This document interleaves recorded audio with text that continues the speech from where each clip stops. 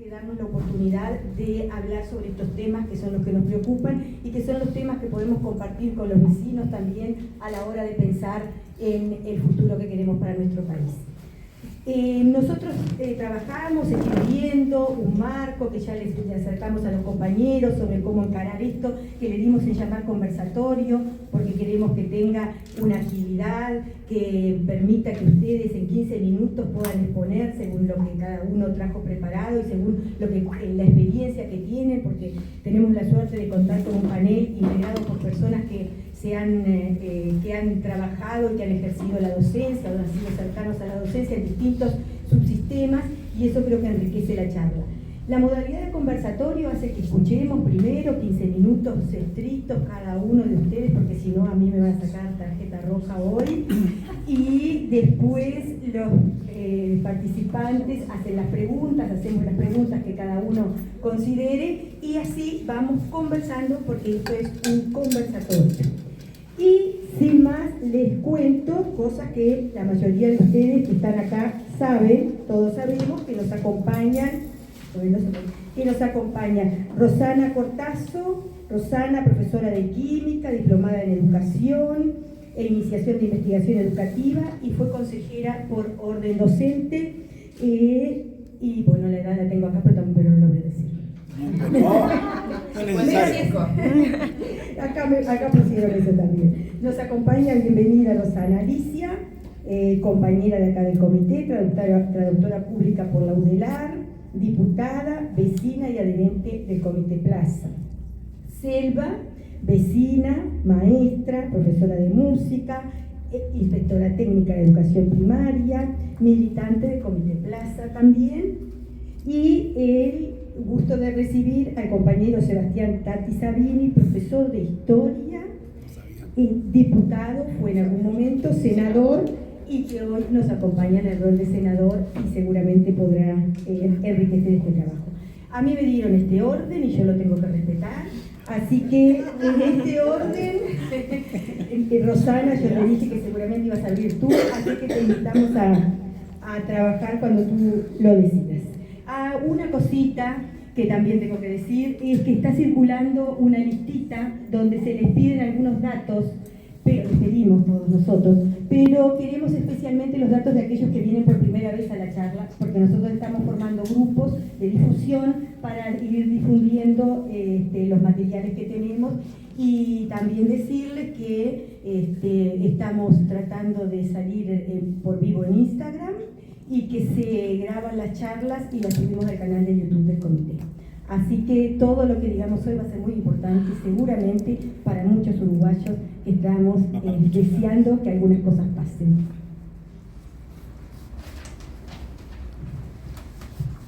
No sé si llega hasta allá. No llega. No. ¿Me corrijo? No, que se sienta allí ya. Supongo que el micrófono es porque lo está grabando, pero la voz la tengo bastante fuerte. Sí, se escucha bien. Se escucha perfecto. Sí. ¿No precisas? No precisas. Perfecto. Bueno, muchas gracias a las compañeras y los compañeros del comité por la invitación, a hacerlo en particular. Bueno, las vueltas de la vida en estos últimos meses nos hemos cruzado bastante. Así que es un gusto estar compartiendo esta actividad con ustedes. En esta propuesta que bien presentaba la compañera, las revoluciones desperdigadas, el poner en el inicio de esto la palabra revolución, a mí me hacía pensar un poco la importancia que puede tener llegar a un estado revolucionado. ¿Qué quiero decir? Más que una revolución en sí misma, lo que debe pasar en la educación es que tengamos que cobrar o propiciar un estado de revolución. Hoy la campaña política, la campaña presidencial está muy fría. La mayoría de los temas están como en un lugar de quietud, donde no tenemos como la capacidad de análisis, de respuesta, una actitud propositiva que en otros momentos el Frente ha tenido en distintos campos de acción. Y bueno, y en el campo educativo en particular también estamos en eso. Ha ocurrido una especie de situación de desarme, de desarticulación de todos los espacios de participación, y la voz en relación a eso está bastante disminuida en estos días. Entonces me parece que es un buen indicio pensar y propiciar que para que se den cambios o se revolucione el sistema educativo, nosotros tenemos que propiciar ese estado de revolución, en el sentido de generar propuestas, decir qué cosas nos parecen que debemos hacer en los próximos 5 años en el escenario muy factible que el Frente sea nuevamente gobierno. Entonces, los actores del sistema educativo, acá en esta idea inicial que las compañeras ponían, bueno, ¿quién se encarga del sistema de salud? ¿Quién se encarga del sistema educativo? Bueno, los actores del sistema educativo, que no son solamente los docentes, hay otros actores, pero los actores centrales del sistema educativo.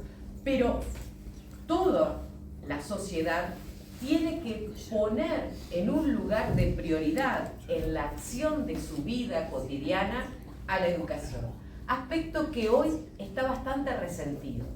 La escuela como concepto, más allá del nivel educativo, hoy no forma parte de un interés central que nuclea a la vida familiar y social.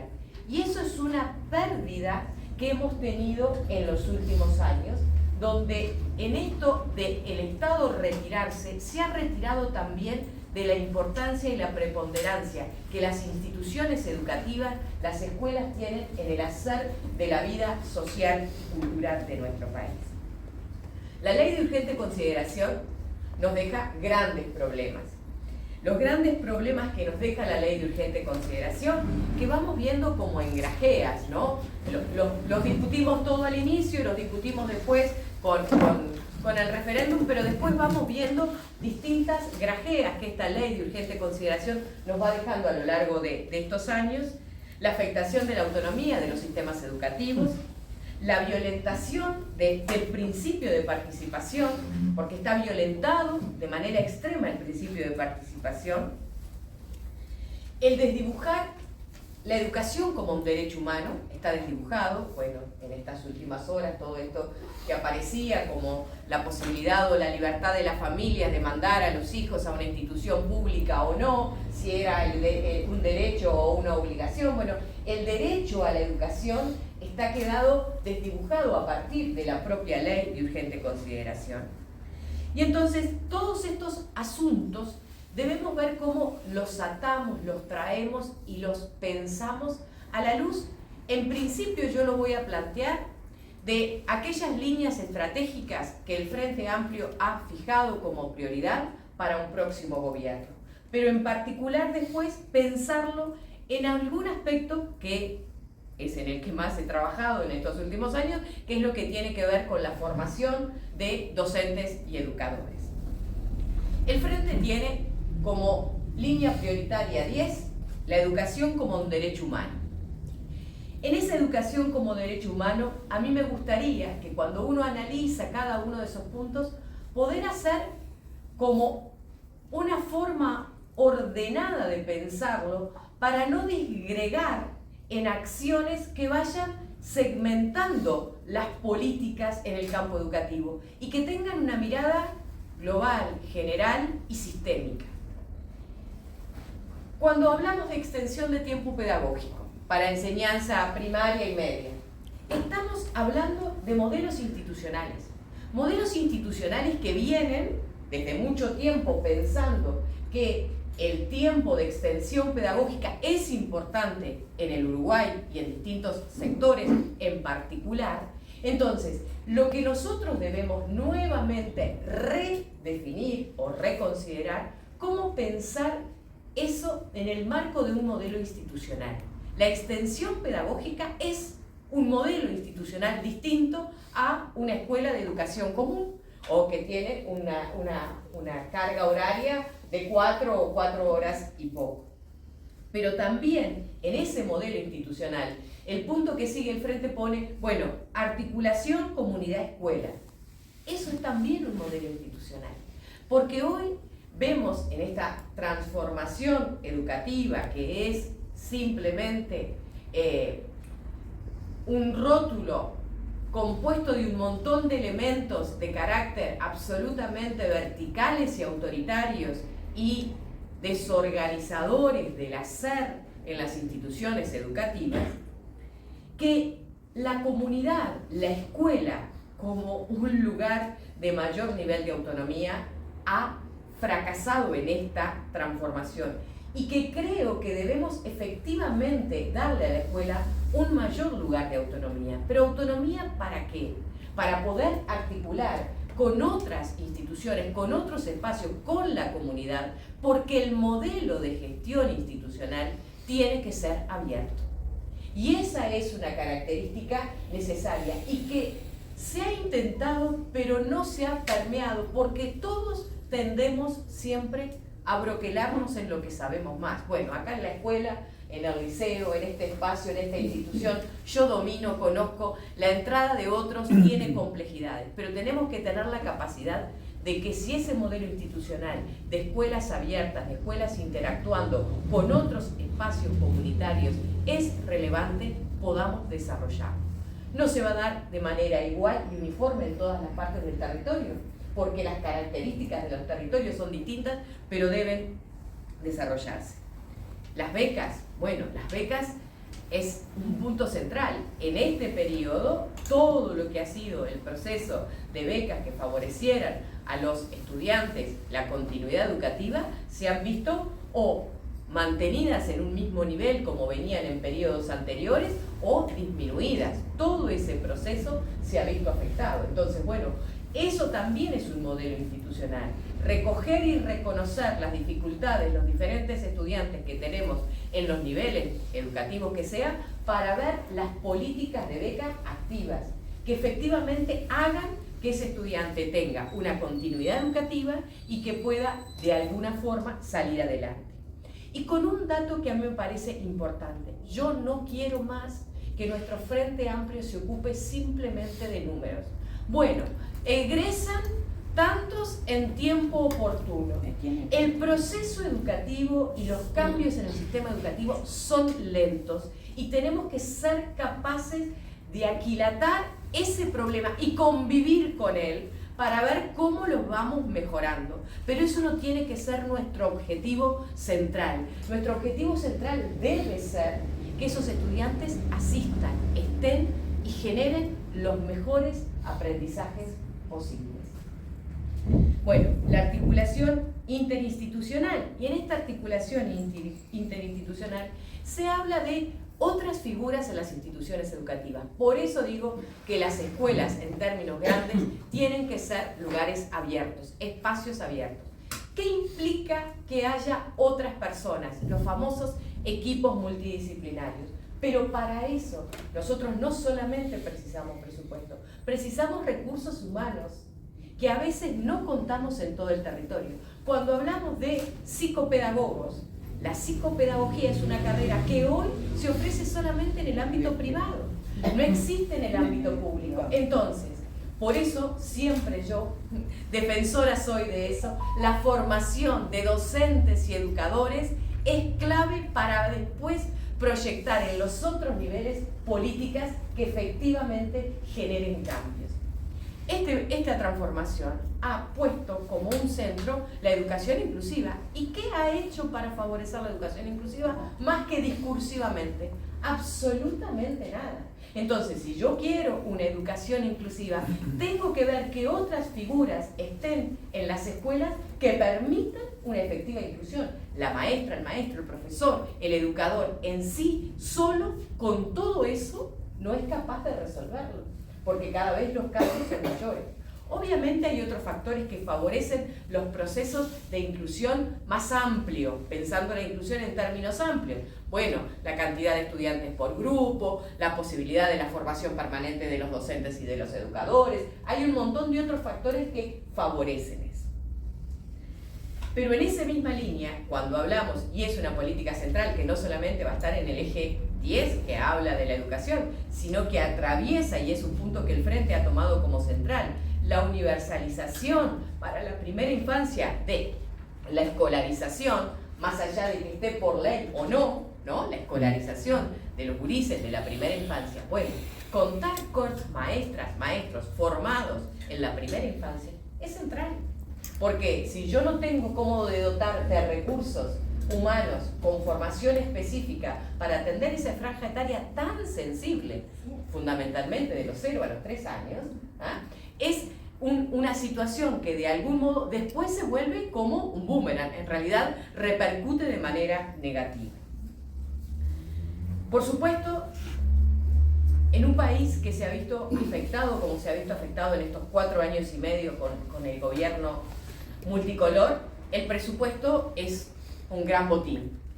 Y el Frente ha definido, y esperemos que esa definición se pueda concretar en el corto plazo. En el corto plazo quiero decir que al 2026 podamos tener efectivamente un 6% del presupuesto para la educación y un 1% para la investigación. Porque quizás esa meta se pueda, capaz que no alcanzar en el 26, se proyecte para años subsiguientes. Pero es importante, porque hay como una cuestión donde las acciones que podamos hacer allí desde el inicio de la gestión van a poder tener mejores resultados a la luz del análisis si el presupuesto efectivamente se suma. ¿Para qué? Entre otras cosas, para abrir nuevas ofertas de carreras que contribuyan a esa revisión, modificación, adecuación de los modelos institucionales. Esa es una clave que creo que debemos tomarla como una prioridad.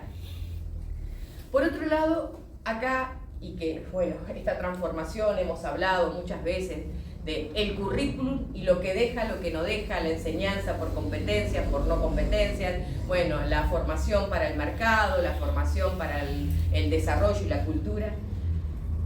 Si el modelo institucional no es bueno, no hace que el estudiante tenga agrado por estar allí, más allá del currículum, hay cosas que no vamos a lograr revertir. Es decir, nosotros tenemos que tener a los muchachos en las instituciones educativas. 4 minutos, mira. Esto necesariamente entiendo que se asocia con los modelos institucionales. Otro punto que para mí es revolucionario, que tiene que estar en eso de pensarnos en una etapa, es la participación. Y por eso invito a todos, porque en realidad todos tenemos que ver con la educación, algunos como actores más directos, otros no tan directos, a sumarnos a ese lugar de participación. Los harán los sindicatos, las asambleas técnico-docentes, pero deberemos ver cómo convocar a un nuevo Congreso de la Educación, en donde la participación se oriente con algunas ideas claves para dónde pensar y transitar. Que no sea un congreso tan abierto como fue el Julio Castro, que sí fue muy rico en cuanto a la producción, pero ahora requerimos de algunos elementos que contribuyan a ver las líneas por donde empezar. Finalmente, para interaccionar con un nivel terciario universitario potente, la formación en educación tiene que tener estatus universitario. Podemos discutir que la Universidad de la Educación no sale solo con los votos del Frente Amplio, lo sabemos, es un ente autónomo, pero de no lograrse en el plazo más corto, hay que ver cómo favorecer desde el punto de vista de lo normativo, reglamentario, ordenanzas, el mayor nivel de autonomía para la formación en educación. Y ahí digo que hay que poner presupuesto.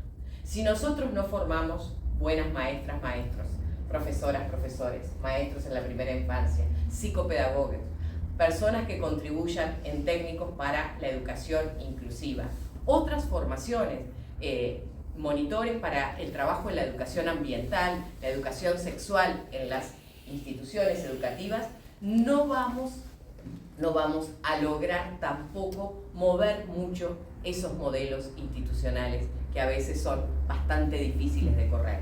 Y estamos apostando a 30, 40 años, a su vez, por supuesto, a la formación continua y permanente de quienes hoy están ejerciendo. Pero bueno, esos son algunos de los desafíos. Me quedo por aquí. Muchas gracias. Muchas gracias. Al comité, a mi comité, que no vengo nunca, es la primera vez en años que no vengo nunca al comité de base. O sea que, ¿verdad? He tenido varios comités a lo largo de mi vida, no tantos, pero este es el primero y el último, es cierto, no sé si ha sido el primero y el último. Y bueno, y la verdad que me siento muy en falta, yo ya se los he comentado a mis compañeros, pero los días de reunión me matan. Entonces, bueno, agradecerles especialmente después, aclarar que en el panel hay compañeros y compañeras profesionales de la educación, actores centrales de este proceso educativo. Yo no pertenezco, soy la única que no pertenezco a esa categoría. Y bueno, y por lo tanto me voy a centrar en un par de cosas. La primera es el tema de que me encantó desde que se inició el ciclo, que no ha podido venir, desgraciadamente, pero bueno, espero ver si al de ambiente puedo llegar. Lo de las revoluciones desperdigadas. Entonces, mi primer pensamiento frente al tema y tratando de aportar desde un lugar no profesional, digamos, no con el bagaje profesional, fue analizar si efectivamente en 15 años de gobierno hicimos algo que podamos llamar revolución. Y en la educación creo que hicimos algo que se puede llamar revolución y lo voy a fundamentar, aunque la revolución no se vea en las transformaciones a las que Rosana ha hecho referencia en cuanto al sistema educativo. Y la revolución iniciada, porque yo creo que las revoluciones tienen avances y retrocesos, el aspecto que inició el Frente con respecto al tema de la educación, para mí básicamente es el destino presupuestal que le dio a la educación, porque un país se define lo que le importa de acuerdo a la plata que le dedica, como todo en la vida, ¿no? O sea, a qué esfuerzo presupuestal hace con la plata que tiene por ese tema. Y el Frente cambió radicalmente el presupuesto de la educación en sus 15 años. El deterioro de la educación pública, que eso sí es algo a lo que le dediqué tiempo por fanatismo por la educación pública nada más, el deterioro de la educación pública arranca con el deterioro de las condiciones del país allá por los años 50, ¿no? Y ahí empieza un proceso en el cual de la idílica situación que tenía el Uruguay, que era un país considerado con una gran educación y sobresalía en América Latina, pasamos a, progresivamente, porque eso no se pasa de un día para el otro, a un país que cada vez tenía menos presupuesto para la educación en términos generales, se lo miraba en el contexto internacional. Eso no se quebró radicalmente, sino hasta en forma, digamos, de tendencia, sino hasta que llegó el Frente al Gobierno en el 2004, pasando del 3.2% del raquítico presupuesto que teníamos en los años 2002 a el 4,9%, según una gráfica que yo se las paso ahora, porque me parece que las gráficas son muy importantes para ver efectivamente qué fue lo que pasó.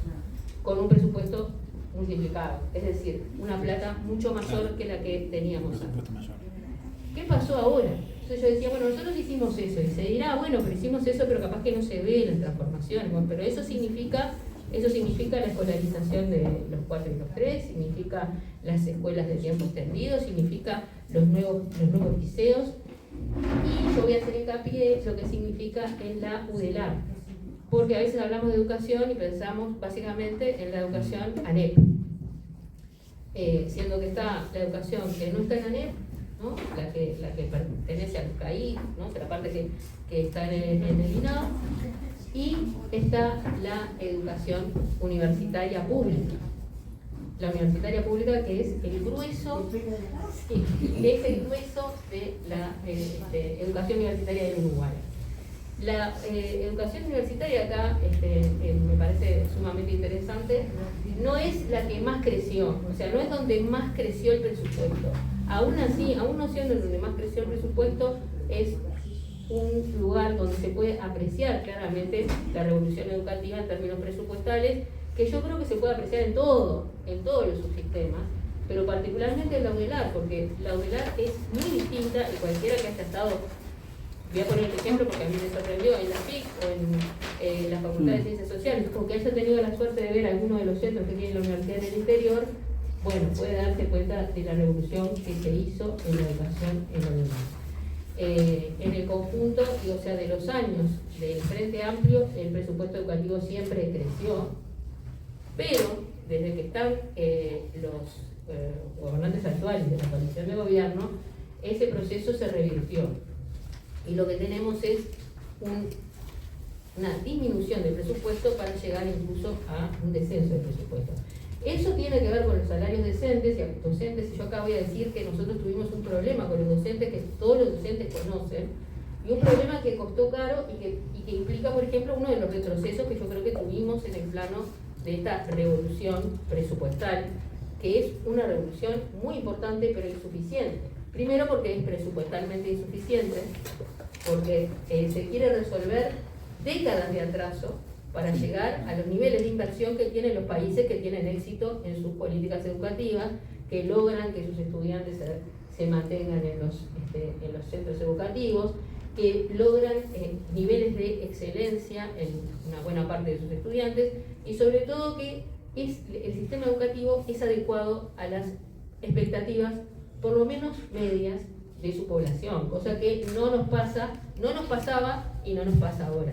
O sea, yo con esto estoy diciendo, hicimos una revolución, pero es una revolución a medias, es una revolución cuyos resultados, si no se completan, no los vamos a poder disfrutar, sobre todo las generaciones que vienen. Como decía, bueno, en la UDELAR hay un crecimiento exponencial de la matrícula universitaria, que creo que muestra uno de los objetivos básicos del Frente Amplio al iniciar el proceso del presupuesto, ese que yo decía del aumento del presupuesto, y que es el acceso a los distintos niveles de la educación. Pero, si bien el acceso aumentó en todos los niveles, podríamos decir, salvo en primaria quizás, porque primaria ya tenía un acceso universal, el acceso en la universidad quizás es el más asombroso, porque la universidad tiene una evolución, que también tengo una gráfica que se las paso, una evolución que la lleva a tener hoy unos 150.000 estudiantes universitarios en el conjunto del país, que es abrumadoramente mayor y que hubiera sido imposible, como todo, hubiera sido imposible sin el esfuerzo presupuestal. Y que no puede continuar sin un esfuerzo presupuestal mayor. Entonces, cuando nosotros decimos el 6+1, y esto es obsesivo para mí, no decimos 6+1 porque queremos más sueldo para los profesores, ni decimos 6+1 porque es una cifra mágica. Decimos 6+1 porque alcanzar niveles de gran inversión es la única forma de adelantar los años de atraso que tenemos, y no se van a lograr de un día para el otro en forma mágica. Es decir, así como cuando llegamos al 4,5 o al 5, o ahora lleguemos al 6, no vamos a tener un cambio sustancial en los resultados. Bueno, yo había dicho de la UDELAR, les diré algunas cosas, no sé cómo estoy de tiempo. Te faltan, tenés 7 minutos. Bien, entonces puedo tirar alguna cosa más. Lo primero que quería dejar claro era esto del gasto, mostrar estas gráficas. Acá está el crecimiento porcentual en nuestros gobiernos y el estancamiento del gobierno actual.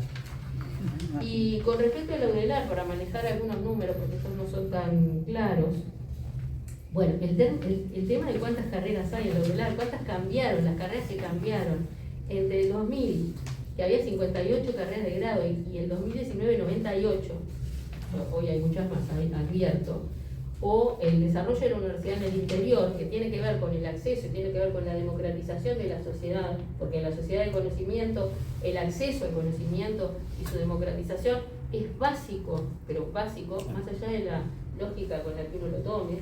Es decir, si uno quiere una revolución en términos de derecho o quiere una revolución en términos de resultados del desarrollo económico y humano del país, o sea, no importa, en todos los casos la democratización es un elemento clave, pero clave para las condiciones de vida de la gente. Eso, creo que es muy claro. Y si nosotros analizamos los jóvenes, y acá voy a pasar al otro tema y con esto voy a tratar de ir cerrando, si nosotros analizamos los jóvenes, yo que vengo siguiendo el tema de seguridad, bueno, tenemos claro que dónde está el problema, ¿no? Está los mismos problemas que tenemos, dónde está el desempleo, dónde están los problemas de alimentación en términos de suficiencia de la alimentación, donde están los problemas de la violencia en términos más severos, es decir, donde están los presos, los jóvenes presos, de dónde salieron los jóvenes muertos, no solo los presos,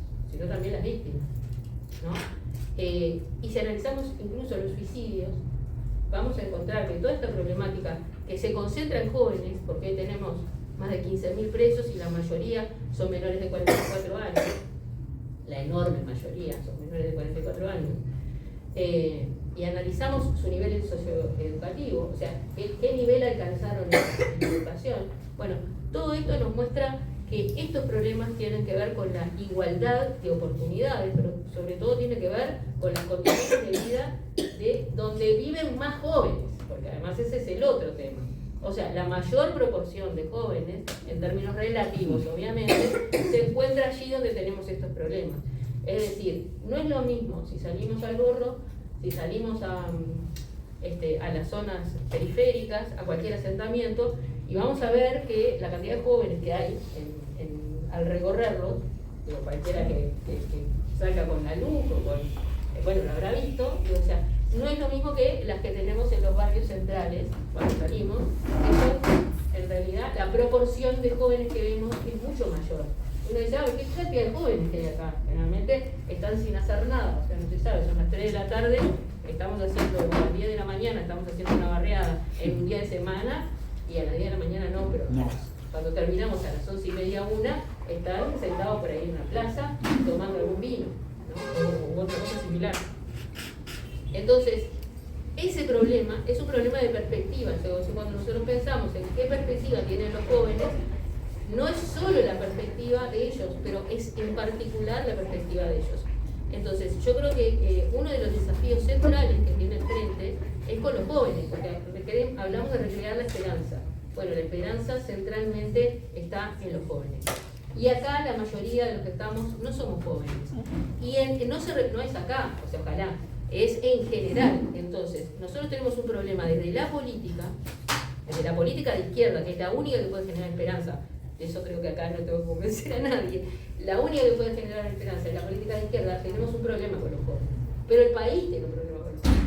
Porque tiene este problema y tiene el otro problema de los otros jóvenes que no están en esta situación, pero que también viven en una sociedad con muchas presiones, muy compleja, y donde los problemas, son menos fáciles de generalizar, capaz, ¿no? O sea, no me animaría a generalizarlo, quizás está menos estudiado, porque todo lo que corresponde a los pobres está bastante estudiado, por suerte, ¿no? Está bastante estudiado, aunque las soluciones no están tan claras, porque todas las soluciones que tienen que ver con esto tienen que ver con presupuesto, y acá vuelvo a lo mismo. Todas las que se nos ocurran tienen que ver con presupuesto. Por lo tanto, para mí, si algo tuviera que resumir, adelanto, lo central es el presupuesto de la educación.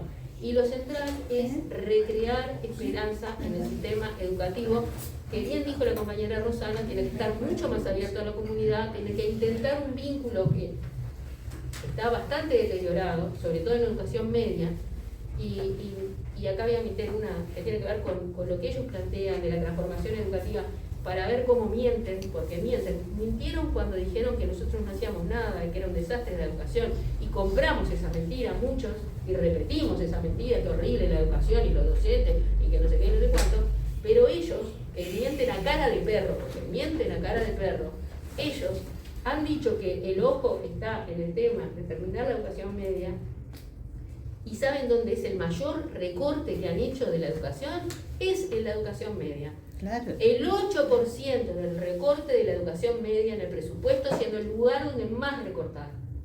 Entonces, nosotros tenemos que dar una pelea por el presupuesto, y creo que cuando digo nosotros no me refiero a los actores, capaz que era una de las razones por las que, a pesar de ser medio atrevido, me parecía entrar en este tema con este panel, pero yo creo que es una de las razones por las cuales nosotros todavía no hemos podido hacer ninguna transformación de fondo, y es que nosotros somos mucho más que los docentes. Cuando vamos a pedir por el aumento del presupuesto de la educación, tenemos que ir todos, porque el futuro no es un futuro de los docentes ni de los estudiantes, es el futuro de la sociedad uruguaya de la que integramos todos, porque todos tenemos alguna expectativa acá adentro. Cuando digo todos, me excedo a nosotros, los militantes de izquierda, totalmente. Tenemos alguna expectativa de que este país le dé futuro a los jóvenes, le dé futuro a nosotros mismos, ¿no? O sea, no de perspectiva. En esa condición, me gustaría como hacer el énfasis, ¿no? De que el problema es, como bien planteaba el texto al principio, no es solo de los docentes, la educación nos pertenece a todos. Muy bien. Bueno, lo que decía, que quería empezar a estos 15 minutos comentando un texto que está acá en este libro, que se los recomiendo, Apuntes sobre educación de Francesco Tonucci. Habla de la reacción de un adolescente que se llama Sandro, en el cual tenía grandes problemas de inasistencia. La institución logró llevarlo al liceo, y uno de esos días en los que Sandro asistió al liceo, cuando se iba, se dio vuelta y le dijo a los docentes: ustedes me robaron 5 horas de mi vida. Y digamos que filosóficamente, políticamente, muchas de nosotras y de nosotros los docentes creemos que lo que los adolescentes y los niños y las niñas nos dicen es genuino. Cuando te dicen algo, es por algo. Creemos en lo que ellos nos dicen, ¿sí? No precisa que venga un mapa de ruta para decirnos que hay que creerle a las niñeces y a las adolescencias cuando denuncian algo. Entonces, a partir de esa expresión, mucho hemos hablado porque Sandro se animó a decirlo. Se animó a decirlo: ustedes me robaron 5 años de mi vida. ¿Cuántos no se animan a decirlo? Y cuando no se animan a decirlo, o no vienen, o si vienen, están pero no están, o se portan mal, se ponen insoportables en las instituciones educativas. Cuando en realidad, y Carmen Rodríguez, psicóloga amiga que ha hecho una investigación muy maravillosa sobre eso, dice: la insoportabilidad está en la institución educativa para esas adolescencias y esas niñeces que no encuentran modo de motivarse, que no encuentran, que no sienten deseo de estar allí, porque además no se sienten parte de allí. Y Rosana hablaba de la participación, y la participación hay que trabajarla en todos los niveles, y con todos, ¿sí? Con todos, con todas. Entonces, Tonucci dice: esto es un mal de escuela. Claro que es un mal de escuela. Y yo a eso le agrego a veces que es un mal del mundo adulto. ¿Por qué? Hace poquito tiempo salió en la prensa datos de las inasistencias que hubo el año pasado en primaria y en enseñanza media, datos alarmantes. Por decirle algo, en primaria hay niñeces que tienen una asistencia crítica, que quiere decir que asistieron menos del 10% de lo que tenían que asistir. O sea, llegaban a un nivel prácticamente de faltar un mes, ¿sí? Le contaban las inasistencias y tenían ya un mes de inasistencia en el año, como si no hubiera vivido un mes. El nivel inicial es más del 80% de niños que están en ese nivel. Y el nivel de primaria, un 62%. Son datos que salieron no hace mucho tiempo. Entonces, yo leo lo que le pasó a Sandro, comparo con estos datos que tenemos hoy, que son reales, ¿sí? A su vez, miro esto, que esto es una documentación que sacó esta administración este año, que en realidad dice boletín pedagógico didáctico, pero en realidad es prácticamente un boletín marketinero de todo lo que tiene hoy primaria. Y si yo les leo así rápidamente todos los dispositivos que tiene hoy primaria, hablando de presupuesto, ¿no? Todos los dispositivos que hoy tiene primaria para que los niños y las niñas vayan a las instituciones educativas, Les digo, maestro acompañante de trayectorias de primer ciclo, maestro de apoyo, educación especial, maestro de apoyo itinerante, maestro comunitario articulador institucional, además nombres muy, muy interesantes, tutoría institucional, maestro, director, coordinador de escuelas rurales, DICER, que antes era CAPE, porque además también muy creativos para cambiarle el nombre, proyectos de trayectorias protegidas, proyectos para el mejoramiento de los aprendizajes, escuelas de verano, programas de escuelas disfrutables. ¿Cuántas cosas nombré? Esos son dispositivos que están instalados, algunos venían de administraciones anteriores, otros han sido modificados con los nombres, otros han ido agregados. Pero sin embargo, y hablando realmente desde un punto de vista crítico, esto no termina siendo más que parches, curitas en heridas muy graves, curitas. ¿Por qué? Porque lo que sucede con todo esto es que se instala, se invierte dinero, mal invertido a mi juicio, se invierte dinero y en realidad el problema no se ataca de raíz. ¿Y por qué? Porque cuanto más adultos somos alrededor de una situación, ¿sí? Pero si esos adultos no tenemos la condición y las características personales y profesionales de poder coordinarnos entre nosotros para generar una red de contención, no pasa nada con las niñeces y las adolescencias. Ellas siguen en la casa, mientras los adultos acá dicen, no, pero yo hice lo que estaba escrito. Yo hice que aplicamos el mapa de ruta, llamamos a Comisión Fomento habló con los padres, llamamos a los padres, llamamos al equipo multidisciplinario, mandamos a la maestra comunitaria, pero no solucionamos. Es decir, escrito está todo lo que tenemos que hacer. El tema es que en territorio eso no genera las ganas de venir a la escuela. Y a eso agreguémosle que con un nuevo reglamento de evaluación que es en redes, que se hizo desde primaria hasta terminar el bachillerato, a eso le agregamos que ahí no se maneja ningún tema de inasistencia, de asistencias mínimas para poder promover, y también se flexibiliza el tema de la repetición.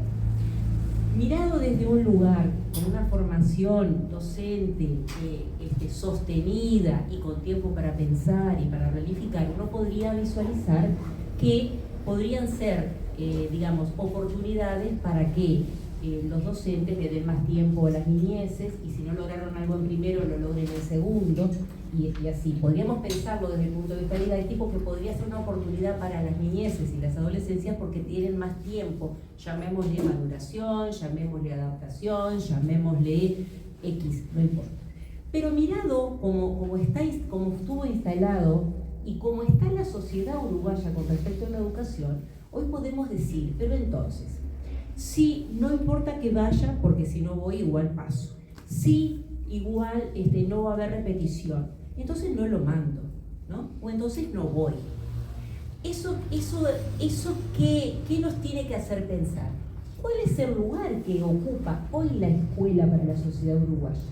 Porque entonces si no me obligan y si no tengo una pena, porque a cambio de que no esté, entonces no voy, quiere decir que solamente voy si a mí me presionan.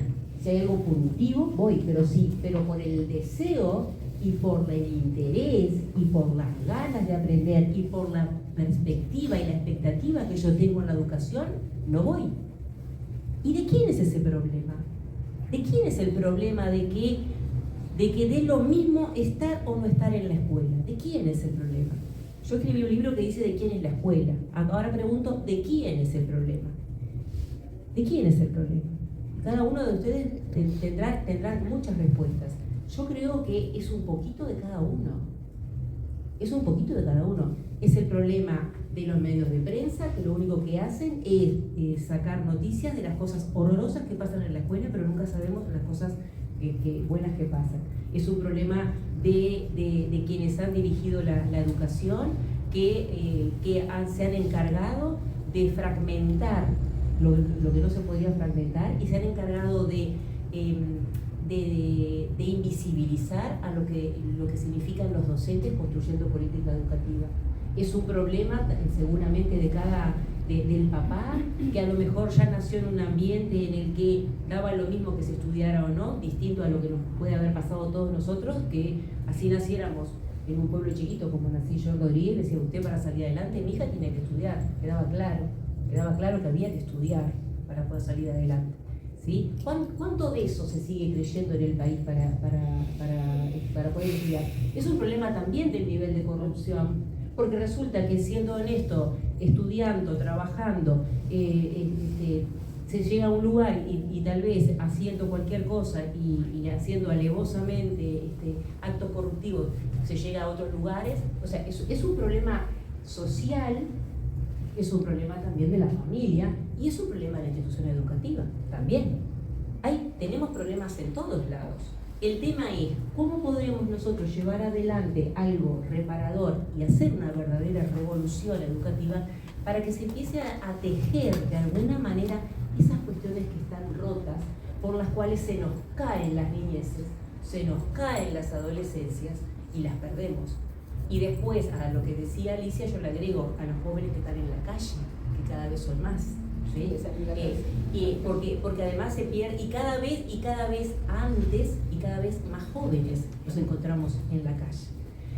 Entonces, a lo que quería plantearles hoy en esta charla, o en estos momentos de decir lo que a uno le preocupa, era, de alguna manera, el mundo adulto, y acá no hay diferencia de sectores políticos, no hay diferencia de creencias, de religiones. El mundo adulto en algún momento, ¿sí? En algún momento vamos a tener que empezar a reconocer cuánto de prejuicio y cuánto de hasta de frustración colocamos en las infancias y en las adolescencias.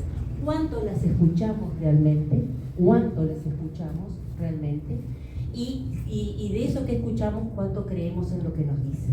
Porque a mí, si un estudiante me dice, usted me robó 5 horas de mi vida, lo primero que me tengo que preguntar es, ¿qué estoy enseñando y cómo lo estoy enseñando y para qué lo estoy enseñando? Y ahí todo lo que se escriba, todo lo que sean programas, políticas educativas y demás, todo lo que se escriba quedará en esas palabras escritas. Yo apunto a que haya una revolución que nos permita conectarnos, primero a nivel personal, una conexión que nos permita generar un buen desarrollo personal de cada uno de los adultos, que incluso nos permita conectarnos con lo que fue nuestra infancia, con lo que fue nuestra adolescencia, para poder entender mejor al adolescente de hoy salvando las distancias, ¿sí? Que nos permita conectarnos con el otro, aunque piense distinto. Hoy en día es difícil, yo capaz que muestro esto y a gente capaz que le cae mal que muestre esto, porque esto es de la administración anterior y resulta que yo estoy de frente, ¿sí? Es un gesto, pero sin embargo hoy tenemos que, a veces uno dice, pero caramba, uno tiene que saber lo que hacen los otros, tiene que saber lo que piensa el otro, para poder mirarte a los ojos y empezar a discutir. Yo no tengo miedo de discutir, porque sé que tengo los argumentos. Ahora, el que no te quiere discutir, el que le tiene miedo a la discusión, es porque los argumentos no los tiene y solamente tiene la autoridad de turno, el cargo de turno. Entonces, para mí, la revolución, y de acuerdo con todo lo que las compañeras han planteado a nivel macro, yo me meto adentro de cada ser humano, adentro de cada adulto, adentro de cada docente, ¿sí? Adentro de cada director de una política pública, acá adentro de un presidente, que realmente visualice, se conozca y visualice cuáles son aquellos aspectos que quiere alentar en los demás. ¿Cuánto cree en el desarrollo humano de los demás? ¿Cuánto cree que el otro puede, aunque venga de cualquier lugar, de los lugares más vulnerables o de los lugares más enriquecidos? ¿Cuánto cree que puede en clave de ética, en clave de honestidad? Para mí esa es la revolución que tenemos que empezar a dar. Que se precisa presupuesto para tener tiempo, pero se precisan ganas, se precisa esperanza y se precisa sentarse a hablar y reconocer que todos tenemos algo para aprender y que si nos equivocamos habrá alguien que nos ayude a reparar.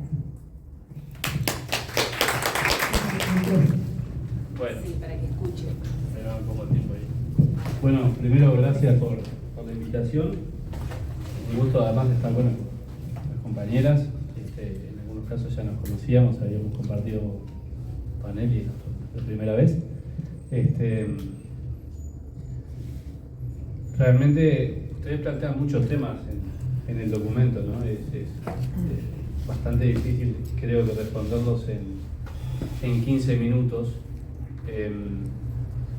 Pero sí, yo creo que el Frente Amplio hizo cosas revolucionarias en educación. Lo creo, estoy convencido por varias razones. Primera, porque llegamos a lugares que nadie había llegado. Es decir, había niños, jóvenes y adultos que no accedían a la educación y que empezaron a acceder a la educación porque el Frente Amplio gobernó. Y eso es bastante revolucionario. Capaz que no tocamos el cielo con las manos, como digo a veces. ¿No? Es decir, no hicimos todo lo que queríamos hacer, pero sí hicimos cosas muy importantes. Yo estaba repasando, yo les traje un material después para dejarles, pero sobre todo en los extremos de las edades teóricas en las cuales hay que estar en la educación, tuvimos avances significativos. De 0 a 2 años, 3, 4 años, casi llegando a la universalización. En el ciclo básico, nosotros pasamos de tener un 70% más o menos de los jóvenes a prácticamente universalizar. Eso no va a salir, ¿no?, en la prensa, porque lo que vende es que todo es un desastre y que la educación está en crisis. Y bueno, pero esto, yo siempre digo, uno vaya a los diarios de los 60 o de los principios del siglo XX o de 1811 y la educación siempre fue un desastre y siempre estuvo en crisis, ¿no? O sea, la crisis de la educación es algo que es permanente, no es coyuntural. Creo que había otros intereses. Yo después voy a meterme un poquito en lo que pasó en este periodo, pero ¿en qué otras cosas fuimos revolucionarios? Bueno, llevamos la universidad al interior del país. Pasamos de tener 3.000 estudiantes a 23.000 estudiantes. ¿Sí? Solo la UDELAR, sin contar la UTEC. Es un aumento de un 600%. Abriendo polos universitarios donde no había nada. Duplicando las carreras de grado, triplicando las carreras de posgrado, generando políticas en donde antes estaba el mercado y ahora está el Estado. Es decir, no solo el CEIBAL, que capaz que es como un poco la política más conocida, pero también la educación física, los idiomas, cuestiones que antes para acceder había que pagar. Y que a partir de que empezó a gobernar el Frente Amplio, la educación pública empezaba a brindarlos. Eso, claro, se hizo con lo que decía Alicia, con un aumento presupuestal muy importante, que pasamos de invertir algo así como 600 millones a más de 2.500 millones de dólares. La Universidad de la República, ni hablar, triplicó su presupuesto en términos constantes. Entonces, ¿eso qué permitió? Bueno, reducir las brechas entre los pobres y los ricos.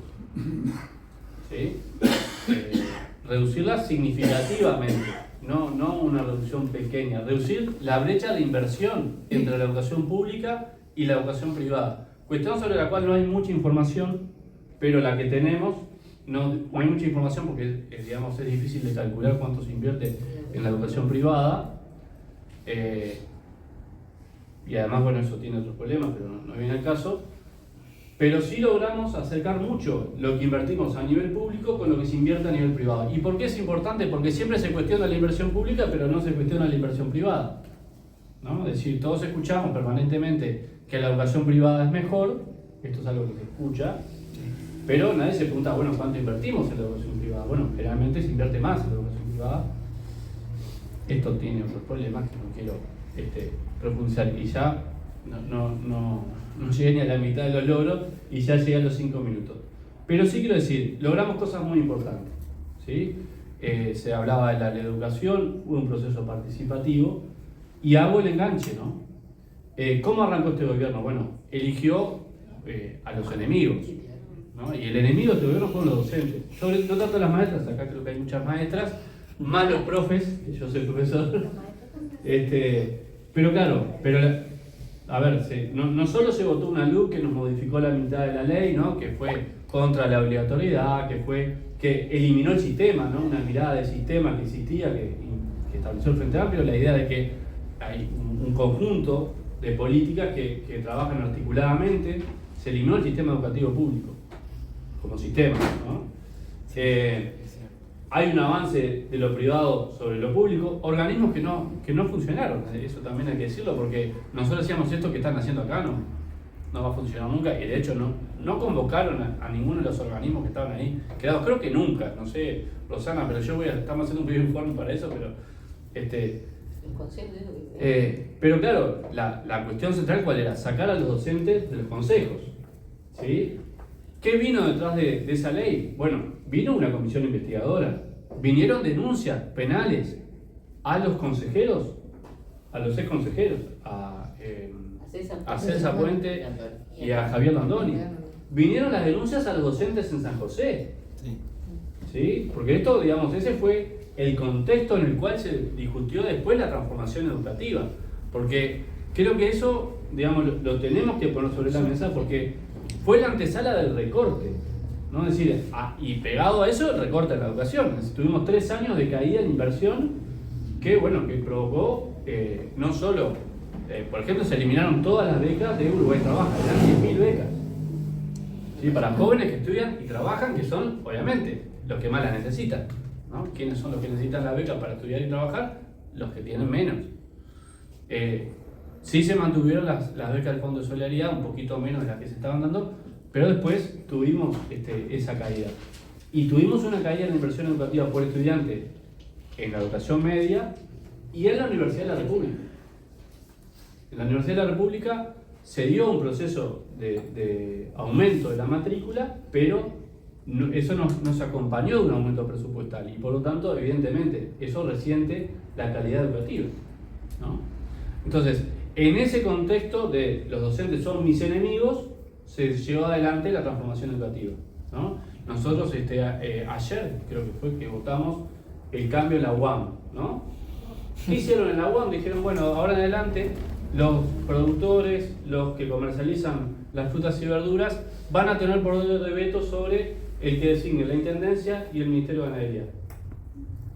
Imagínense que en el caso de los docentes lo que hicieron fue sacarlos, ¿no? Es decir, para algo como la producción de alimentos, le damos el poder, digamos, al sector privado, porque además no son actores públicos, son actores privados, con inversión pública, ¿no?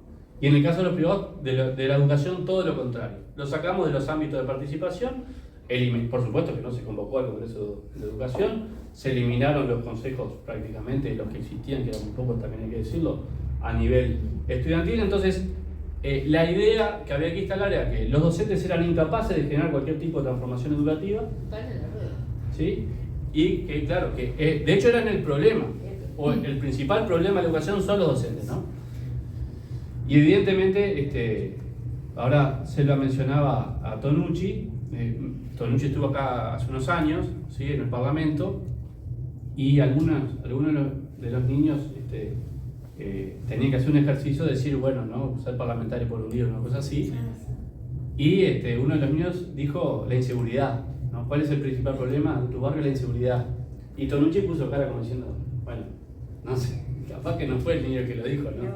Seguramente haya sido otro. Pero, en todo caso, la transformación educativa intenta resolver un problema, pero lo resuelve muy mal, ¿no? Lo resuelve muy mal. Primero porque no está saldado en el ámbito educativo que las competencias sean mejores que los contenidos, o que un modelo únicamente por competencias sea mejor que un modelo como el que teníamos, pero además porque lo que quiso hacer el gobierno en 3 meses no se puede hacer, ¿no? Porque nadie cambia su práctica educativa con un curso virtual de 30 horas, que fue lo que se hizo, ¿no? Recargando además a los docentes con una carga burocrática brutal, y en muchos casos diría sin sentido, porque la exigencia que le están haciendo sobre todo a los profesores, a las maestras, no tiene sentido, porque no tiene tampoco tiene una utilidad ni para los docentes ni para los estudiantes. ¿Tá? Entonces, inclusive aquellos que defendían una posible transformación educativa como esta, dicen no, esto, y hay que ver lo que dijo Renato Perti, lo que dijo Bruno Gili, lo que dijo gente que estaba del lado de U21, ¿no? Entonces, creo que el gobierno reprobó en educación, y reprobó porque además cayeron los resultados educativos. Es decir, los mismos que nos decían la mayor inversión nos genera mejores resultados, bueno, resulta que invirtieron menos y tuvieron peores resultados. Entonces capaz que algo de correlación hay. No sé si es excelente, no sé si es unívoca, pero evidentemente, porque el clima educativo empeoró, porque además subejecutaron, en el peor momento de la pandemia devolvieron recursos que eran, digamos, necesarios, ¿no? Para esto que decía, por ejemplo, los equipos tenemos enormes problemas de sentido en la educación. Esto que decía Selva para mí es clave. No solo los estudiantes no saben a qué van a los centros educativos, muchas veces los docentes no saben a qué van. Entonces, si vos tenés un liceo que los docentes no saben para qué están, los gurises no saben para qué están, y nadie quiere estar, bueno, evidentemente no va a salir nada bueno, ¿no? Entonces, la educación tiene, digamos, que educar para la formación ciudadana, para la vida en sociedad, pero también tiene que tener un sentido donde exista un proyecto de país. Es decir, si yo estudio 5 años de mi vida y después salgo del mercado de trabajo y no tengo nada, ¿qué voy a generar? Frustración, ¿no? Y ese problema lo tenemos, y a nosotros, a la izquierda, nos cuesta mucho discutir educación y trabajo, muchísimo. Creo que igual dimos algunos pasos importantes en este sentido. Y en los 3 minutos que me queda voy a hablar de lo que viene. Yo no soy tan optimista como Rosana. A mí me parece que va a ser muy difícil llegar al 100%. ¿Sí? Yo creo que va a ser muy difícil. ¿Por qué? Porque tenemos un problema que es estructural, que es la pobreza infantil. Y yo creo que la prioridad va a estar puesta allí, y que correlativamente la educación, digamos, va a aportar en ese sentido. Pero sí creo que hay que orientar mucho más recursos, sobre todo al área metropolitana, o digamos a las áreas metropolitanas de las periferias de las ciudades, ¿sí? Porque ahí es donde tenemos los problemas más importantes. Es decir, ese 20% de gurises que tenemos afuera de los liceos no están acá en Malvin. No. Estamos en Malvin. Sí. Yo venía a estudiar acá química particular con una profesora en Orinoco y por ahí. Orinoco y Amazonas. Orinoco y Amazonas. Eso Malvin. Eso Malvin Pitupo. Porque yo tenía quien me pagara los estudios, ¿no? Particular de química, ¿no? Pero lo que quiero decir es, sin duda que hay que invertir más, eso creo que nadie lo pone en duda, pero el problema es cómo orientamos esos recursos, ¿sí? Hay una caída de la natalidad, eso nos va a permitir, creo que hay que utilizar positivamente eso. Tenemos una oportunidad del bono demográfico que es importante, pero tenemos además las demandas de las familias, que nos dicen necesitamos más escuelas de tiempo extendido y tiempo completo, necesitamos más liceos de tiempo extendido y tiempo completo, necesitamos más talleres educativos. El otro concepto que no sé quién fue que lo dijo, necesitamos abrir los liceos, abrirlos a la comunidad, hacer muchas más actividades recreativas, culturales, deportivas, bueno, que generan comunidad, ¿sí? Porque esas, además de que no son tan caras de hacer, generan, digamos, educativamente muchos buenos resultados. No estamos inventando nada, ¿no? No estamos diciendo cosas que no se sepan. Todo el mundo sabe que si vos haces un festival, después del festival mejoran las relaciones interpersonales entre los alumnos, con los profesores, y después mejoran las notas, ¿no? Y lo hicimos además, porque el gobierno del Frente Amplio tuvo proyectos de ese tipo, pero eso tiene que estar articulado con las políticas en el territorio, ¿no? Porque en definitiva lo que pasa en un centro educativo es lo que le pasa a los gurises en la casa, ¿no? Entonces, si vienen con hambre, si vienen con frío, si no tienen atención médica, si no tienen una vivienda donde dormir calentitos, eso después va a... Y bueno, ni hablar si sufren de violencia. Entonces, la educación no puede ser, y con esto termino, creo, no le podemos pedir a la educación que nos resuelva todos los problemas, que eso es algo que es bastante habitual, que nos pasa, ¿no? Sino que tiene que estar, digamos, en una mirada más general, más holística, en articulación con otras políticas que tiene que hacer el gobierno, que tiene que hacer el Estado y que tiene que hacerlo en conjunto, así que no lo puede hacer en soledad, que lo tiene que hacer con la comunidad. Y esto está en el programa y me parece que más allá de que volvamos a gobernar, y con esto sí termino, creo que la participación tiene que ser el eje, diría, el eje de lo que hagamos, ¿no? Por eso yo digo, nosotros no tenemos que caer con una reforma educativa o con una transformación educativa como cayó este gobierno. Eso hay que construirlo y hay que convocar a la sociedad a construirlo y decir, bueno, nosotros sabemos que hay que hacer cambios, ahora vamos a discutir con todo y generar un gran acuerdo político y social en torno a la educación. Hizo cero acción en relación a los déficits que vivieron nuestros niñas, niños y adolescentes en los procesos formativos durante la pandemia. Cero acción. Y hoy, más allá de todas las cuestiones curriculares y flexibilizaciones de los procesos de evaluación, eso está cobrando acción en las instituciones educativas. Está cobrando acción.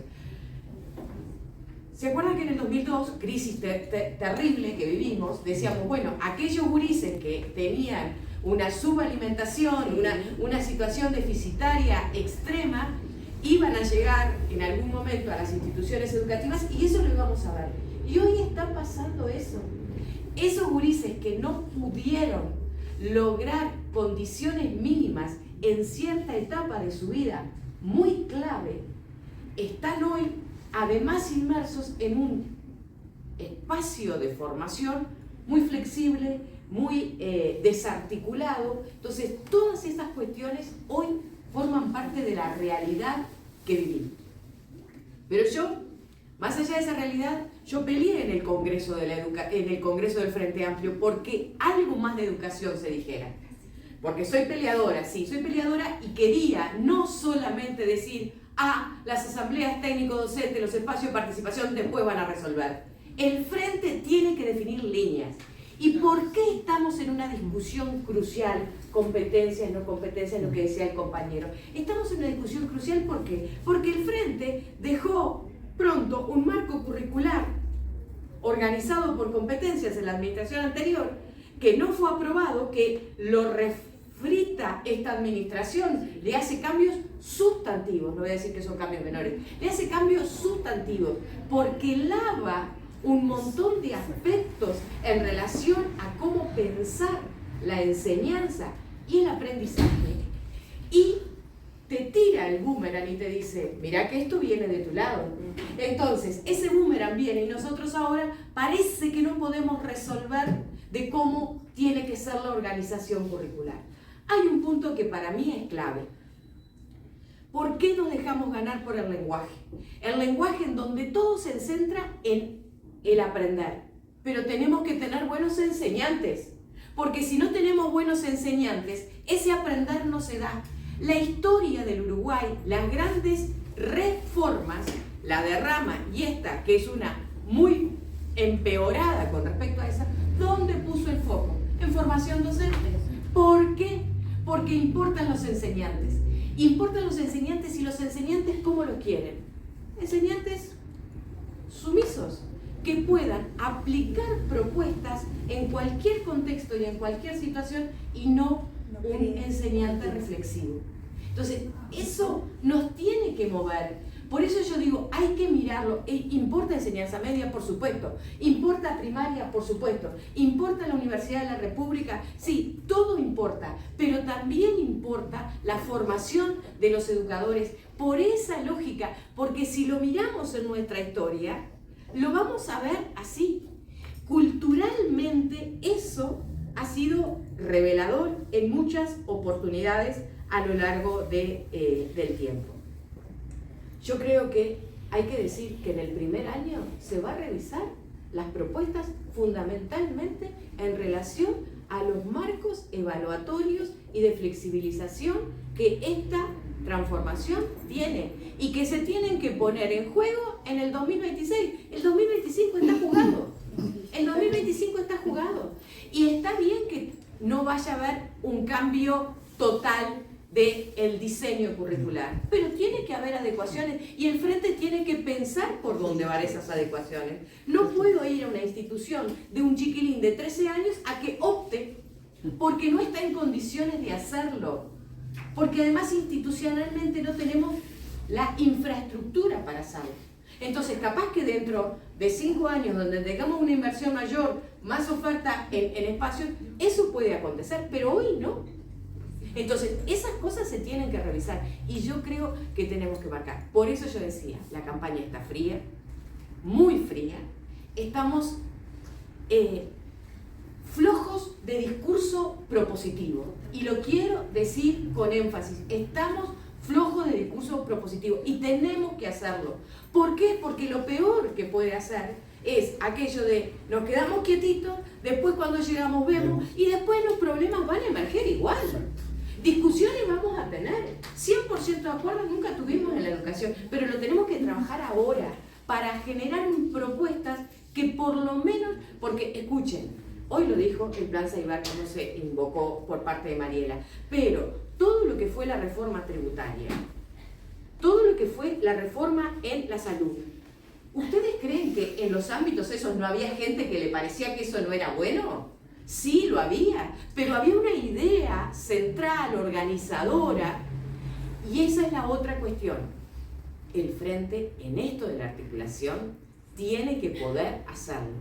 Yo entiendo que hay políticas a diferenciar en esas microgeografías que decía recién la compañera, pero que tienen que ser pensadas de manera articulada. No cada uno en su espacio viendo, sino de manera articulada. Y eso requiere de niveles de coordinación y de acuerdos macro en el sistema educativo.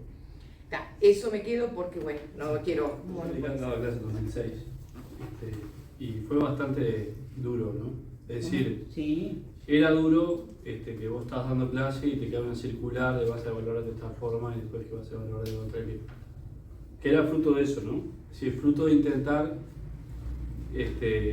cambiar un montón de cosas que venían de antes y que sabemos que estaban mal y que al frente no quería hacer otras cosas distintas, ¿no? Eso lo discutí con Alex Macé, que era el profesor de didáctica. Quiero decir, yo nunca estuve en la gestión, ¿no? Lo que sí sé es que, obviamente, lo que tenemos está mal, lo que tenemos recargó a los docentes en un montón de tareas que antes no tenían y eso no se vio reflejado en su salario, y que lo que teníamos una cuestión con las competencias que no es nuevo, o sea, las competencias no son ni de derecha ni de izquierda, ¿no? O sea, es un concepto educativo. Lula, Dilma en Brasil, ¿no? Hizo una reforma educativa por competencia. Nosotros teníamos el sistema de acreditación de INTU por competencias, todo el programa inicial era por competencias, o sea, yo no estoy contra las competencias per se, o sea, lo une es todos los niveles, ¿no? Es decir, nadie aprende sobre la nada, aprendemos sobre una serie de contenidos, y hay un vaciamiento de contenidos, eso es evidente, hay una flexibilización, y eso es evidente, y no solo en la educación media, o sea, la flexibilización también es en formación docente, ¿no? Es decir, y pasamos de un sistema sumamente examinista a un sistema sumamente flexible, ¿no? Y eso fue algo que trajo la pandemia, porque en realidad el cambio en el pasaje de grado se da en la pandemia y después ya está, siga, ¿no? Y eso fue un problema bastante grande que yo, sinceramente, si yo viniera acá a decir que sé cómo resolverlo, estaría mintiendo, ¿no? Porque además sí, acá está el problema, y esto puede ser medio antipático, pero tenemos un problema en el cuerpo docente en la medida que los que quieren ser docentes muchas veces no tienen las herramientas para transmitir determinadas cosas. O sea, si vos no te gusta leer, ¿cómo vas a transmitir el gusto por la lectura? ¿No? Y eso tiene que ver con la inversión. Yo sé que es bastante antipático decir esto, pero en realidad los que tienen mayor nivel cultural quieren ser médicos, o quieren ser ingenieros, o quieren ser abogados, no quieren ser docentes. Eso la única forma de resolverlo es por el salario. Y es tremendo lo que te digo. Yo sé que eso es duro, ¿no? Pero la otra forma sería, obviamente, yo comparto, ningún cambio en educación es... Yo cuando hablaba de la Larrañaga me enervaba, ¿no? Porque no hay... Ahora está la educación emocional, ¿no? Es decir, es como... No quiero ser despectivo, pero... como esas cuestiones que aparecen como recetas mágicas que nos van a solucionar el problema, es que los pobres no saben manejar la ira. No, o la frustración. No, los pobres tienen hambre y sufren la violencia. ¿No? Entonces, obviamente yo comparto esto de que no hay soluciones mágicas, no tenemos que hacer algunos cambios, pero si queremos que los cambios sean profundos, yo creo que requiere un tiempo de discusión y de generar acuerdos. ¿Tá? Y eso estoy convencido de que, a ver, acá nosotros en el último gobierno del Frente manejamos un concepto que no logramos aplicarlo, que lo trajo Miguel Soler, ¿no? Miguel decía, con el grupo de reflexión de educación, hay que hacer un plan nacional de educación. Creo que el programa está puesto distinto, ¿no? Plan de política, no sé cómo se dice, pero para mí esto va por ese lado. Es decir, sí, hay que hacer algunas cuestiones que son urgentes, es decir, tenemos un 30% de inseguridad alimentaria en los gurises de la periferia, eso es urgente, y esto, hay un libro de Miguel, ¿no? Que se llama Rastrojo, que lo explica con las cartas que escribía. Decía, bueno, yo en la escuela rural y era el que me encargaba de conseguir cordero, ¿no? Traducir eso al presente y decir, bueno, si tenemos gurises que tienen problemas alimenticios, ¿qué matemática queremos enseñarle a un gurí que pasa hambre? No, tenemos que resolver el tema de la alimentación. Hay que resolverlo no solo por razones educativas, sino por razones éticas, ¿no? Y ahí también tuvimos conflictos hasta con FENAPE, ¿no? Porque cuando generamos el programa de becas, el PIU, me acuerdo, lo discutí mucho con un compañero de aquel momento, que era darle un refuerzo de mortadela a los gurises en el recreo y comprarle un par de championes a los chiquilines. Y un juguito. ¿Está? Y había gente que decía, ¿eso es asistencialismo? Bueno, capaz que sí, pero mucho peor es que el gurí se cambie los championes, como nos pasó en la puerta de la escuela o del liceo, con la hermana, ¿no? Entonces, esas emergencias hay que atenderlas y sobre esas emergencias hay que ir construyendo. Y las otras necesidades que tienen que ver con esto de la cuestión de que el liceo y la escuela te tienen que dar cosas que no te da tu casa, ¿no? Y ahí hay que poner plata, ¿no? Porque yo necesito mejorar muchísimo todos esos, algunos que decía Selva, ¿no? Los mecanismos de tutoría, ¿no? Porque no puede ser que las matemáticas las saben los que pueden pagar el profesor particular, ¿no? Eso te lo tiene que resolver el liceo o la UTU, pero la institución educativa te lo tiene que resolver, ¿no? Porque al final, claro, nosotros pusimos matemáticas en todo para que los gurises no dijeran me voy a derecho para no tener matemáticas, que era lo que pasaba cuando yo era chico, ¿no? Entonces, yo creo que no tenemos que inventar la rueda tampoco, ¿no? Hay cosas que están muy claras que para mí qué es lo que hay que hacer, y otras sí hay que llegar a acuerdos porque además, a ver, lo que pasa en las aulas no cambió mucho, ¿no? Es decir, si yo voy a agarrar un cuarto año y más o menos voy a hacer lo mismo que hacía en el 17, más o menos, lo que va a cambiar es lo que pongo en la libreta, ¿no? Pero hay mucha mitología también en cuanto a qué se cambió y que ellos quisieron mostrar como un cambio hiper profundo y la verdad que fue bastante complejo. Me consultan y me preguntan, ¿a vos te parece que esto puede ser así? Y yo digo, no debería ser así. Me parece que se ha como acelerado el proceso de hostigamiento a la interna de las instituciones educativas. Y creo que en secundaria también está pasando eso por otros cuentos que me llegan, ¿no? Y miedo. Y el miedo y la presión. Pero es una cosa muy loca porque además, ¿qué pasa? Es como, no sé, cuando agarrás, viste, una cosa que vas haciendo así, la manga de decorar torta, viste, que entras como a apretar, ¿no? Para que salga. Pero es una cosa loca porque viene como apretado para abajo, ¿no? Entonces, llega esa presión abajo a la escuela. Por ejemplo, bueno, las asistencias. Entonces, bueno, ahora todas las escuelas, porque sé que lo mandaron a hacer, todas las escuelas van a tener un registro de los niños que tengan más de 8 faltas a la fecha. No importa si justificadas o no justificadas. Imagínate una lista enorme. 80% de niños en cada escuela más o menos con 8 faltas, porque ya van en vía de tener esa asistencia crítica que yo hablaba hoy, ¿no? Y entonces para cada de esos niños van a hacer una columna y van a anotar si tiene apoyo, si está atendido por maestro comunitario, por qué apoyo, por qué no, por qué tutoría, y qué hicieron, y qué van a hacer, y que yo qué sé qué, no sé cuánto. Entonces, ¿qué pasa? ¿Por qué el inspector viene con esa presión? Porque viene de la inspección técnica, porque viene de dirección general, porque viene de Códice, porque hay que mejorar esos números, ¿no? Perfecto. Ahora, todo ese tiempo que pasa el colectivo docente haciendo ese trabajo, ¿sí? Que además el colectivo docente ya sabe cuáles son los niños que faltan, todo ese tiempo, esa energía y ese enojo se va por ahí, y son tiempos y energías que no se utilizan para pensar realmente qué hacemos con Juan, con Pedro, con José, ¿sí? Con Selva, que no está viniendo a la escuela. Porque además te desgasta, te desanima, te enoja, ¿no? Te enoja y te hace perder el tiempo. Entonces, aprietan para abajo, ¿no? Aprietan.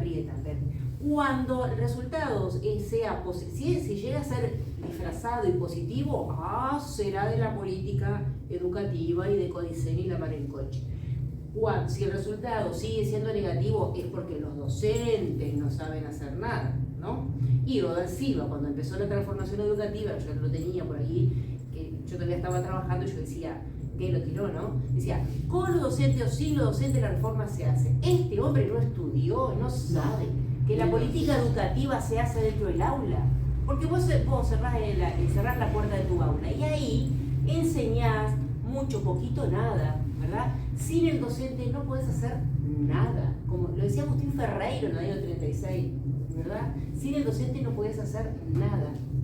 Entonces, pasa una cosa tan paradójica que prescindimos de los docentes, no importa, pero resulta que después los resultados son negativos y son los docentes los que se equivocan. Pero como no dijiste que prescindía de los docentes, ¿no? Entonces, si vos me decís, ¿qué es lo primero que tiene que hacer el Frente Amplio si gana? Para mí, devolverle el alma al cuerpo a los docentes y decirle, compañeros, compañeras, tendremos miles de diferencias, pero vamos a confiar en ustedes. Y también les decimos, y se van a hacer cargo de lo que ustedes van a decidir. Porque eso también está pasando, ¿entienden? Está pasando que, como nadie se hace cargo y todo, digamos, el chorrito va para abajo, ¿no? Y todo el mundo se lava las manos, entonces todo el mundo aplica el efecto bicho bolita y dice que no me vean, que no me digan nada, no sé qué, ¿no? Y te saca autoridad, pero la autoridad bien entendida, esa autoridad de decir, yo soy quien puede ayudar. Etimológicamente autoridad quiere decir iluminar.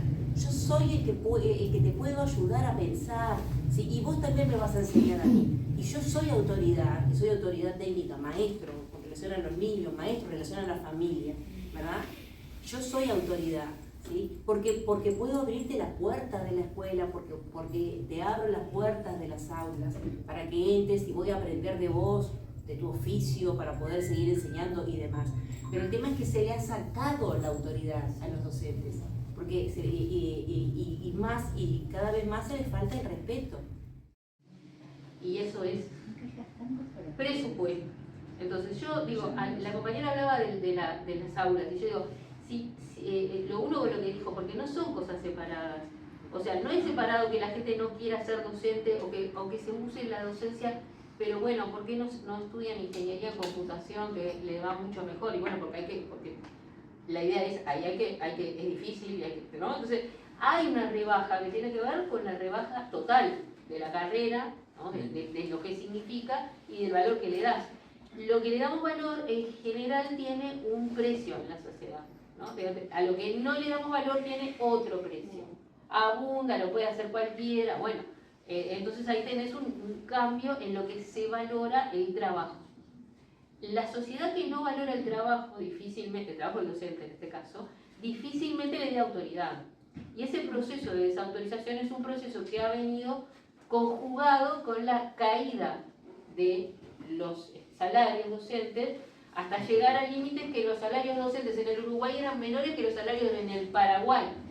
Y nosotros tenemos hoy, por decir algo, los docentes peor pagos en el contexto de lo que sería el Mercosur en la Universidad de la República.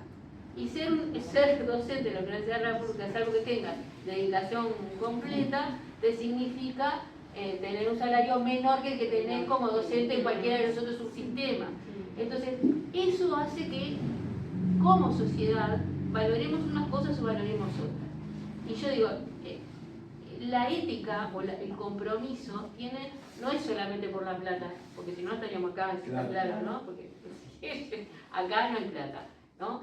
Entonces uno pelea por ideas, porque quiere cambiar el mundo, y ahí viene lo de que somos revolucionarios, queremos cambiar el mundo. Ahora, tenemos que entender cómo funciona el mundo, porque si no entendemos cómo funciona el mundo no podemos hacer el cambio.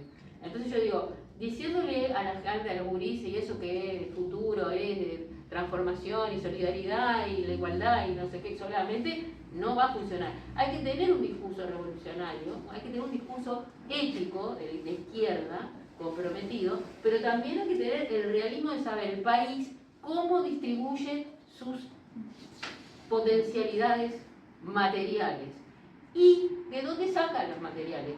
Y eso compromete también, porque si yo digo que le voy a dar más plata a la educación, pero es sacándosela